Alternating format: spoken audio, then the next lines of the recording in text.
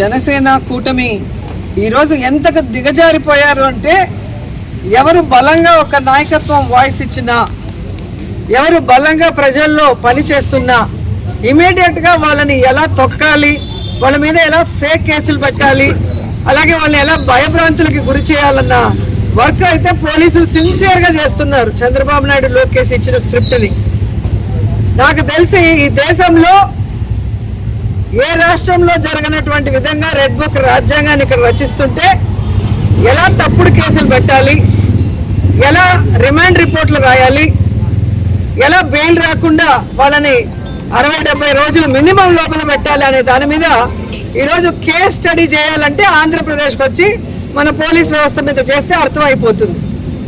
ఈరోజు 1 కాదు 2 కాదు, ఈ సంవత్సర కాలంలో ఎన్ని తప్పుడు కేసులు పెట్టారు, ఏ విధంగా రిమాండ్లకు పంపిస్తున్నారు, సుప్రీంకోర్టు, హైకోర్టు కూడా వీళ్ళకి మొట్టికాయలు వేసినా కూడా ఇంకా బుద్ధి రాకుండా అవే సెక్షన్స్తో మళ్ళీ రిమాండ్కి పంపించాలన్న ప్రయత్నం చేస్తున్నారో ఒకసారి మీడియా మిత్రులు తెలుసుకోవాలి. దీన్ని ప్రజలకు కూడా తెలియజేయాలని కూడా కోరుకుంటున్నాను. ఈరోజు నగిరి విషయానికి వస్తే ఇక్కడున్న ఎమ్మెల్యే గాలిలో గెలిచిన గాలిగాడు, కరోనాలో ప్రజలతో లేడు, ప్రజల్ని పట్టించుకోలేదు, ప్రజలకు ఒక చిన్న పని కూడా చేయలేదు. ఆ తర్వాత ఏ రోజు కూడా ప్రజలలో ఆయన లేడు. ఈవీఎంల మ్యానిపులేషనో లేకపోతే గాల్లో గెలిచాడో ఆ దేవుడికి తెలియాలి. నగిరి నియోజకవర్గంలో గెలిచిన రోజు నుంచి ఈ రోజుటి వరకు ఒక్క అభివృద్ధి కార్యక్రమం చేశాడా? కేవలం దోచుకోవటం, దాచుకోవటం. ఈరోజు ఇసుకలో పట్టుబడ్డ వాళ్ళంతా తెలుగుదేశం పార్టీ వాళ్ళు, ఎమ్మెల్యే భానుప్రకాష్కి ముఖ్య అనుచరులు. నిజంగా ఈరోజు మీరు చూడాలి, ఇంత పెద్ద పెద్ద టిప్పర్లు ఇసుకని డంప్ చేసుకొని తమిళనాడుకి వెళ్తున్నాయి. ఎక్కడి నుంచి వెళ్తున్నాయ్యా అంటే రాజంపేట నుంచి తిరుపతి మీదుగా నగిరికి వచ్చి ఇక్కడ డంపింగ్ చేసుకొని వెళ్తున్నాయి. అంటే ఇది వైఎస్ఆర్సీపీ అధికారంలో ఉందా, కూటమి ప్రభుత్వం అధికారంలో ఉందా? ఈరోజు రాజంపేట నుంచి చూస్తే తెలుగుదేశం పార్టీ ఎమ్మెల్యేలు, తిరుపతిలో జనసేన ఎమ్మెల్యేలు, వీళ్ళు అఫీషియల్స్తో, పోలీసులతో, మైనింగ్ వాళ్ళతో కొల్లుడై ఈ విధంగా టిప్పర్లు, ఇదేం సైకిల్ బైకు కాదు, ఒక చిన్న బ్యాగ్లో పెట్టుకొని దాచి పెట్టుకొని వెళ్ళటానికి ఇంత పెద్ద కంటైనర్లు ఈ విధంగా రాజంపేట నుంచి వెళ్తుంటే ఏం చేస్తున్నారు సంవత్సర కాలం పోలీసులు, మైనింగ్ వాళ్ళని అడుగుతున్నా. అరెస్ట్ చేయడం జరిగింది. అరెస్ట్ చేసిన వెంటనే వాళ్ళ లెక్క సెట్ అయింది అనుకుంటానేమో, రిమాండ్ రిపోర్టు చాలా నార్మల్గా రాసి వెంటనే 3వ రోజుకి బెయిల్ వచ్చింది. ఇన్ని కంటైనర్లు దొరికిన తర్వాత కూడా మరి ఆయన బయటకు వచ్చి సాక్ష్యాధారాల్ని తారుమారు చేయడా? ఎలా బెయిల్ వచ్చింది? మరి ఆ విధంగా పోలీసులు రిమాండ్ రిపోర్ట్ రాసింది నిజం కాదని నేను ప్రశ్నిస్తున్నా. దీన్ని సర్క్యులేట్ చేశారని చెప్పి వైఎస్ఆర్సీపీ సోషల్ మీడియా పిల్లల్ని 2 రోజులుగా నగిరి సిఐ హెరాస్ చేస్తున్నాడు. పిల్లల్ని తీసుకురావడం, వాళ్ళ ఫోన్లు లాక్కోవటం, వాళ్ళని కొట్టడం, బూతులు తిట్టడం. నేను ఒకటే అడుగుతున్నా, ఈరోజు సుప్రీంకోర్టు అలాగే హైకోర్టు క్లియర్ కట్గా ఇచ్చింది, సర్క్యులర్ ఇచ్చింది. మినిస్ట్రీ ఆఫ్ అఫైర్స్, సుప్రీంకోర్టు ఇచ్చిన జడ్జిమెంట్ని అన్ని రాష్ట్రాలకి సర్క్యులర్ పంపించింది, సెంట్రల్ గవర్నమెంట్ పంపించింది. సుప్రీంకోర్టు క్లియర్గా చెప్పింది, సోషల్ మీడియాలో పోస్టింగ్స్కి లేదా ఈ టీవీ ఇంటర్వ్యూల్లో జరిగే వాటికి రిమాండ్కి పంపించేదానికి లేదు. ఇలా తప్పుడు కేసులు పెట్టి అరెస్టులు చేస్తే బాగుండదని క్లియర్గా ఇచ్చింది. అయినా ఇంకా అవే సెక్షన్లు పెట్టుకుంటూ ప్రజల్ని మోసం చేయడమే కాకుండా ముఖ్యంగా నగిరిలో అందరినీ పిలిచి వాళ్ళ ఫోన్లు లాక్కొని వాళ్ళని కొట్టి వాళ్ళని బెదిరించి వాళ్ళకి నచ్చిన పేర్లు రాయమని చెప్తున్నారు. ఈరోజు మీరు ఫోటో ఇచ్చినారు ఈ వెహికల్స్ ముందు నించొని ప్రెస్కి, మీరే ఒక వీడియో ఇచ్చారు. మరి అది ఎవరిదయ్యా అంటే వేలు అనుకో. ఆ వేలు అనుకో ఎవరు? ఎమ్మెల్యే భానుప్రకాష్కి రైట్ హ్యాండ్. మరి ఈరోజు ఆయన లీజుకి ఇచ్చేశాడు, ఆయనకు సంబంధం లేదని పోలీసులు ఎందుకు మాట్లాడుతున్నారు? మీకెందుకు అంత బాధేస్తుంది? ఎందుకు వేలు అనుకొని తప్పిస్తున్నారు? ఎందుకు మీరు ఎంక్వైరీ చేయలేదని అడుగుతున్నాం. ఆ విషయాన్ని సోషల్ మీడియా ద్వారా మేము ప్రెస్సుల్లో గ్రూపుల్లో పెడితే ఈరోజు కొత్త లైన్ తీసుకున్నారు. ఈ కేసులోకి మా కౌన్సిలర్లు 2 పేర్లు పెట్టి వీళ్ళు కూడా ఈ ఇసుక మాఫియాలో ఉన్నారు అని చెప్పడం ఎంత సిగ్గుచేటో ఒకసారి మీరు ఆలోచించండి. పైన చంద్రబాబు నాయుడు నుంచి కింద అఫీషియల్ వరకు వైఎస్ఆర్సీపీ అని తెలిసినా తెలియకపోయినా ఇండైరెక్ట్గా తెలిసినా వాళ్ళకి ఏ పని చేయొద్దు అని చెప్పారు. మంచి పనే చేయనివ్వని చంద్రబాబు నాయుడు లోకేష్ ఇలా ఇసుక దందా చేసుకుంటూ సంపాదించుకుంటుంటే వైఎస్ఆర్సీపీ వాళ్ళు వదిలేస్తారా? నిన్న రాత్రి వరకు లేని పేర్లు ఇప్పుడు ఎలా వచ్చాయి? బీడీ భాస్కర్ గారు అనే ఒక కౌన్సిలర్, బిలాల్ అనే ఒక కౌన్సిలర్. ఈరోజు ఆ పట్టుకున్న వాళ్ళు ఎవరైతే ఉన్నారో ఆ తమిళనాడు పిల్లాడు ఈ పేర్లు చెప్పాడు అంటారు. ఆ పిల్లాడు ఫోన్లో వీళ్ళ నెంబర్లు ఉన్నాయి అంటారు. నిజమైతే మొత్తం ఈ సంవత్సర కాలం ఆ పిల్లాడు ఎవరైతే బాలాజీయో ఇంకెవరో పేరు చెప్తున్నారు, నాకైతే తెలియట్లా, భరత్ అంట. ఆయన ఫోన్ కాల్స్ 1 year డేటా తీయండి. దాంట్లో ఎవరెవరు మాట్లాడారో అందరినీ అరెస్ట్ చేయండి, అందరి మీద కేసు పెట్టండి. అంతే కదా? భరత్ గారేమో మొన్న ఎక్కడో మాట్లాడారంట, నాకు తెలియలేదు ప్రెస్లో, నన్ను కొట్టి నా దగ్గర వాళ్ళకి కావాల్సిన పేర్లు చెప్పించుకుంటున్నారు అని. అది వేరే విషయం. నేను అడిగేది వైఎస్ఆర్సీపీ కౌన్సిలర్లకి రాజంపేట నుంచి నగిరి వరకు అన్ని జిల్లాల ఎస్పీలు, అన్ని జిల్లాల మైనింగ్ ఆఫీసర్లు, అన్ని జిల్లాల ఎంఆర్ఓలు, అన్ని జిల్లాల డిఎస్పీలు, సిఐలు సహకరిస్తారా? ఎందుకంటే అన్నమయ్య డిస్టిక్ ఉంది, తిరుపతి డిస్టిక్ ఉంది, నగిరి, చిత్తూరు డిస్టిక్, 3 డిస్టిక్ల ఎస్పీలని, కలెక్టర్లని, డిఎస్పీలని, సిఐల్ని, ఎంఆర్ఓల్ని, మైనింగ్ ఆఫీసర్లని కరెక్ట్ చేసే శక్తి ఒక 2 కౌన్సిలర్లు వైఎస్ఆర్సీపీ కౌన్సిలర్లకి ఉందా నేను ప్రశ్నిస్తున్నా. ఇది డైవర్షన్ పాలిటిక్స్ కాదు.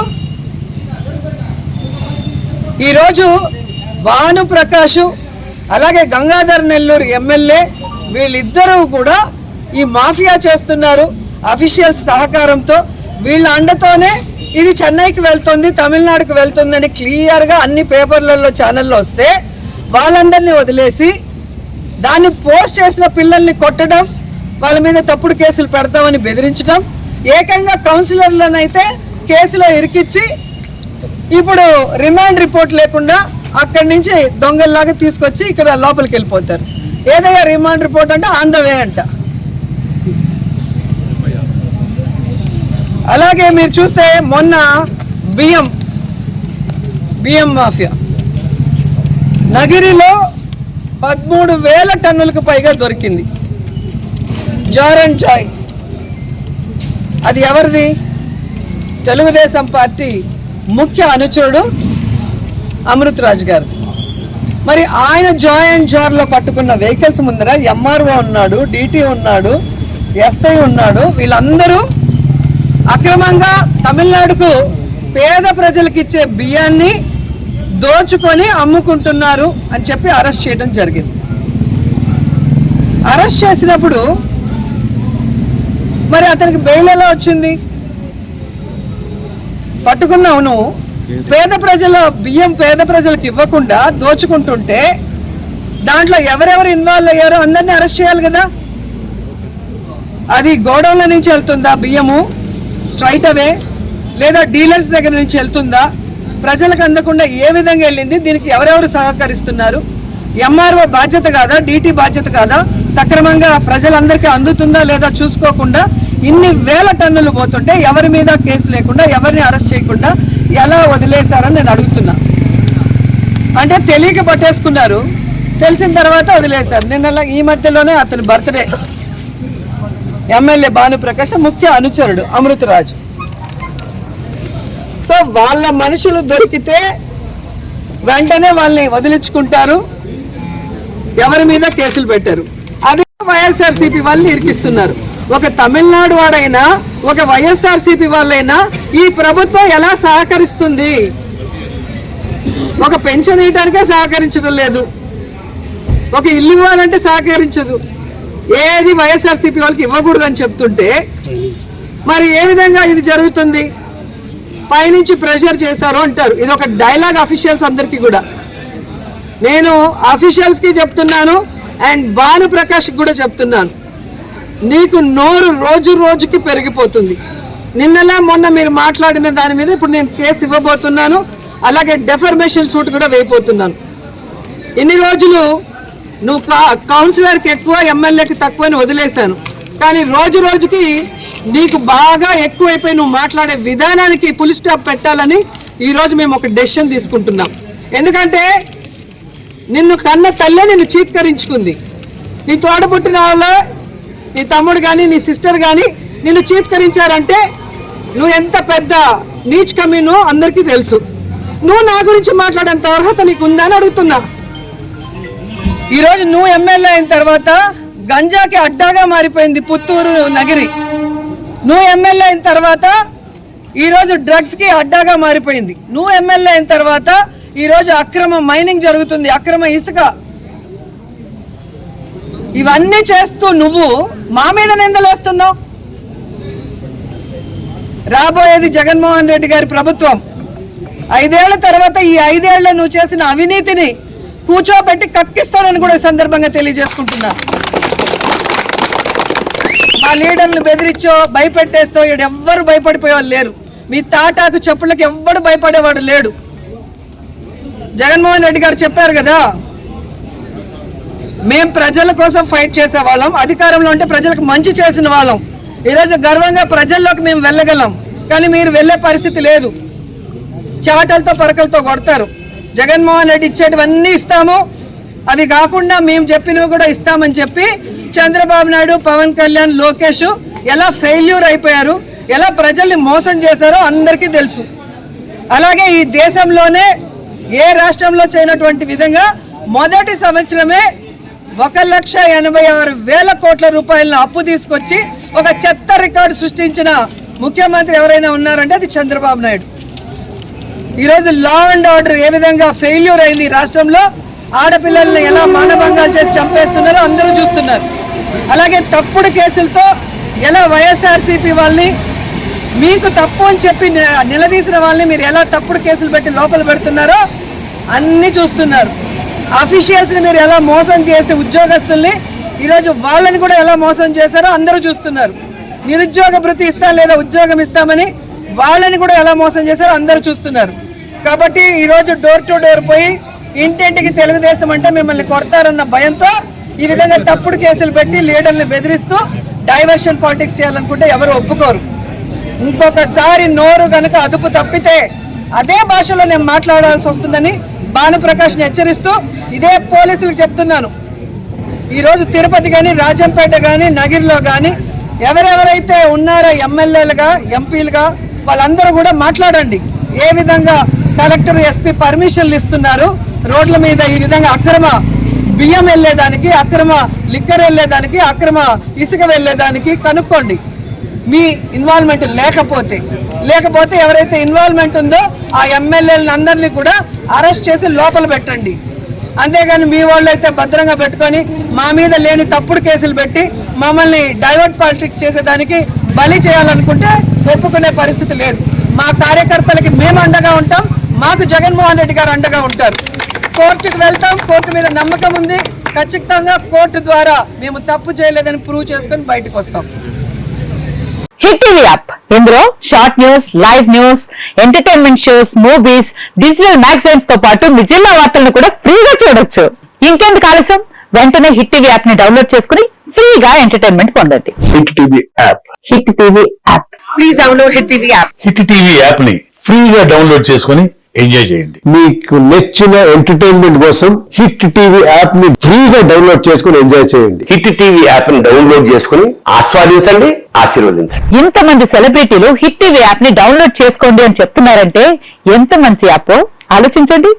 అమెరికా అమెరికా అమెరికా అమెరికాలో చదవాలనుకునే వాళ్ళకి విశ్వసనీయమైన పేరు మన శౌర్య కన్సల్టెన్సీ. UK లో 1 year masters, UK లో 1 year masters, 2 years work permit up to 5 years visa. Contact Shaurya Consultancy. Contact 89851 89851.